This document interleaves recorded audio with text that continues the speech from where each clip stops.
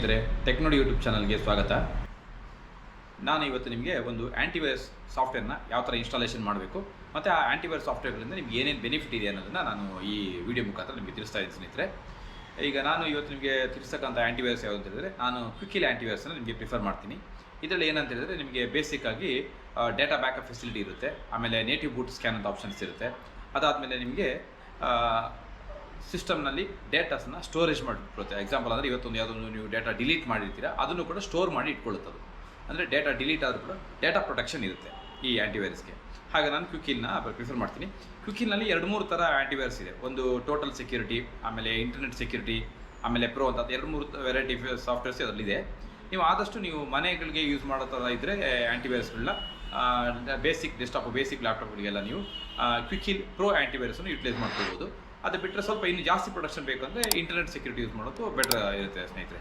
Total security ಕೂಡ use ಮಾಡ್ಬೋದು, ಅದು ಅಷ್ಟೊಂದು ನೆಸೆಸಿಟಿ ಇರೋದಿಲ್ಲ.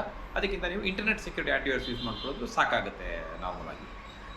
ಇವತ್ತು ನಾನು ಆ ಕ್ವಿಕಿಲ್ ಆ್ಯಂಟಿವೈರಸ್ನ ಯಾವ ಥರ ನಿಮ್ಮ ಸಿಸ್ಟಮ್ಗೆ ನೀವು ಇನ್ಸ್ಟಾಲ್ ಮಾಡ್ಕೋಬೇಕು ಅನ್ನೋದನ್ನು ಇವಾಗ ನಾನು ನಿಮಗೆ ಲೈವ್ ಆಗಿ ತೋರಿಸ್ತೀನಿ ಸ್ನೇಹಿತರೆ. ಇವಾಗ ನಾನು ಇನ್ಸ್ಟಾಲೇಷನ್ ಮಾಡೋದು ಯಾವ ಥರ ಅಂತ ನಿಮಗೆ ತೋರಿಸ್ಕೊಡ್ತೀನಿ. ಯಾವ ಥರ ಅಂದರೆ, ಡೆಸ್ಕ್ಟಾಪ್ನಲ್ಲಿ ನೋಡಿ ನಾನು ಕ್ವಿಕಿಲ್ ಆ್ಯಂಟಿವೈರಸ್ ಅಂದರೆ ಇದು QH ಒಂದು ಸೆಟಪ್ ಫೈಲ್ನ ಡೌನ್ಲೋಡ್ ಮಾಡಿ ಇಟ್ಕೊಂಡಿದ್ದೀನಿ. ಈ ಸೆಟಪ್ ಫೈಲ್ನ ಡಬಲ್ ಕ್ಲಿಕ್ ಮಾಡಬೇಕಾಗುತ್ತೆ ಸ್ನೇಹಿತರೆ. ಡಬಲ್ ಕ್ಲಿಕ್ ಮಾಡಿದ ಕೂಡಲೇ ಇದು ಯೂಸರ್ ಕಂಟ್ರೋಲ್ ಕೇಳುತ್ತೆ. ಇದನ್ನು ಎಸ್ ಅಂತ ಕೊಟ್ಬಿಡಿ. ಎಸ್ ಅಂತ ಕೊಟ್ಟಾದಮೇಲೆ ಒಂದು ವಿಂಡೋ ಓಪನ್ ಆಗುತ್ತೆ. ಇದು ಫೈಲ್ ಎಕ್ಸ್ಟ್ರಾಕ್ಟಿಂಗ್ ಆಗ್ತಾ ಇರುತ್ತೆ. ನಾನು ಡೌನ್ಲೋಡ್ ಮಾಡಿರೋ ಫೈಲ್ ಎಕ್ಸ್ಟ್ರಾಕ್ಟ್ ಆಗುತ್ತೆ. ಇದಾಗೋದಕ್ಕೊಂದು 10 ಸೆಕೆಂಡ್ಸ್ ಟೈಮ್ ತಗೊಳುತ್ತೆ. ನೋಡ್ತಾ ಇರಿ ಅದೇ ಥರ. ಇದು ಕಂಪ್ಲೀಟ್ ಸೆಟಪ್ ಏನಂದರೆ, ಒಂದು ಫೈಲ್ ಎಕ್ಸ್ಟ್ರಾಕ್ಷನ್ ಪೂರ್ತಿ ಫಿನಿಶ್ ಆದಮೇಲೆ ನೆಕ್ಸ್ಟ್ ಸ್ಟೆಪ್ ಅಂದರೆ, ಈಗ ಇದನ್ನು ನೀವು ನೋಡಿ ಐ ಅಕ್ಸೆಪ್ಟ್, ಐ ಅಗ್ರೀನ್ ಸೆಲೆಕ್ಟ್ ಮಾಡಬೇಕಾಗುತ್ತೆ. ಇಲ್ಲಿ ಇದಾದಮೇಲೆ ಲೆಟ್ಸ್ ಸ್ಟಾರ್ಟ್ ಅಂತ ಕ್ಲಿಕ್ ಮಾಡಬೇಕಾಗುತ್ತೆ. ಇದನ್ನ ಕ್ಲಿಕ್ ಮಾಡಾದ್ಮೇಲೆ ಇದು ಕೇಳುತ್ತೆ ಸಿ ಡ್ರೈವ್ನಲ್ಲಿ ಪ್ರೋಗ್ರಾಮ್ ಫೈಲ್ ಇನ್ಸ್ಟಾಲೇಷನ್ ಆಗುತ್ತೆ ಅಂತೇಳಿ. ಇದನ್ನು ನೀವೇನು ಚೇಂಜ್ ಮಾಡೋ ಅವಶ್ಯಕತೆ ಇರೋದಿಲ್ಲ. ಇಲ್ಲಿ ನೆಕ್ಸ್ಟ್ ಬಟನ್ನ ಪ್ರೆಸ್ ಮಾಡಿ ಸ್ನೇಹಿತರೆ. ಈ ನೆಕ್ಸ್ಟ್ ಬಟನ್ನ ಪ್ರೆಸ್ ಮಾಡಿದ ಕೂಡಲೇ ಇಲ್ಲಿ ಈಗ ಸ್ಟಾರ್ಟ್ ಅಂತ ಏನಿದೆ, ಇಲ್ಲಿ ನೋಡಿ ಇನ್ಸ್ಟಾಲೇಷನ್ 0% ಇದೆ. ಇದು ಆಟೋಮೆಟಿಕ್ ಇನ್ಸ್ಟಾಲೇಷನ್ ಆಗುತ್ತೆ.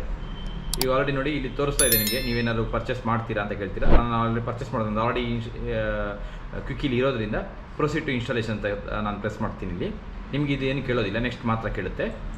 ಇದಾದಮೇಲೆ ನೋಡಿ ಇಲ್ಲಿ ಇನ್ಸ್ಟಾಲೇಷನ್ ಇನ್ ಪ್ರೋಗ್ರೆಸ್ ಅಂತ ಕೇಳುತ್ತೆ. ಇಲ್ಲಿ ಇನ್ಸ್ಟಾಲೇಷನ್ ನಡೆಯುತ್ತೆ. ಸ್ಟಾರ್ಟ್ ಆಗಿ ಅದರಲ್ಲಿ ಇನ್ಸ್ಟಾಲೇಷನ್ ಪೂರ್ತಿ ಫಿನಿಶ್ ಆಗಿ ಆಕ್ಟಿವೇಷನ್ ವಿಂಡೋ ಬಂದಿದೆ. ಇದರಲ್ಲಿ ನೀವೇನು ಮಾಡೋದು, ನೀವು ಯಾವುದಾದ್ರು ಆ್ಯಂಟಿವೈರಸ್ ಕೀ ಇದ್ದರೆ ನೀವು ಪರ್ಚೇಸ್ ಮಾಡ್ಕೊಂಡಿದ್ದರೆ ಆ ಕೀನ ಹಾಕಬೇಕಾಗುತ್ತೆ. ಈಗ ನೀವು ಕೀ ಹಾಕಿಬಿಟ್ಟು ಅದಾದಮೇಲೆ ಡೀಲರ್ ಕೋಡ್ ಅಂತ ಕೇಳುತ್ತೆ. ಡೀಲರ್ ಕೋಡ್ಗೆ ನೀವು ಯಾವುದೋ ನಾರ್ಮಲಾಗಿ 1 2 3 4 5 6 ಅಂತ ಕೊಟ್ಕೋಬೋದು. ಮತ್ತು ಬ್ಯಾಚ್ ಇಂಜಿನಿಯರ್ ನೇಮ್ ಅಂತ ಕೇಳಿದ್ರೆ ಅದು ಏನಾದ್ರು ನೀವು ಬೇರೆ ರ್ಯಾಂಡಮ್ ನಂಬರ್ನ ಕೊಟ್ಕೋಬೋದು.